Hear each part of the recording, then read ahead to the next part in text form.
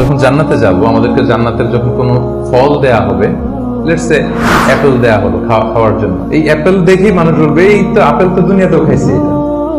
তার মানে দুনিয়াতে যে খাইছে এই সেন্স কিন্তু আমরা ভুলে যাইনি। মানুষ জিজ্ঞেস করে যে আখিরাতের এই সেন্সেশনটা কেমন হবে, আখিরাতে কি দুনিয়ার সবকিছু আমার মনে থাকবে, দুনিয়ার যা যা ঘটছে সবই কি আমার সেন্সে থাকবে, ব্রেনে থাকবে, নাকি অন্যরকম জগৎ? এই আয়াত প্রমাণ করে দুনিয়াতে আপনি কি করেছেন সবকিছু আপনার মনে থাকবে। ফলে অ্যাপেল যখন দেয়া হবে দেখেই বলবে এটা তো আপেল, তো এখানে না কি ডিফারেন্ট কিছু দেয়া হবে, তো আপেল দিতেছে কেন এখানে? আপেল অনেকে আপেল লাইকও করে না দুনিয়াতে, সেইখানে যদি আপেল দিয়ে আপেল দেয় বা কমলা দেয়, হয়তো মানুষ এরকম প্রশ্ন করবে, এবং কোরআন তো সেটা টেস্টিফাই করছে যে হ্যাঁ, মানুষ বলবে যে এটা তো আমরা দুনিয়াতেই খাইছি। তখন আল্লাহ বলবে যে না, এটা অ্যাপেল, বাট দুনিয়ার অ্যাপেলের মতন। দুনিয়ার আপেলে একটা স্বাদ পাওয়া যায়, এই আপেলে হাজার স্বাদ পাওয়া যায়।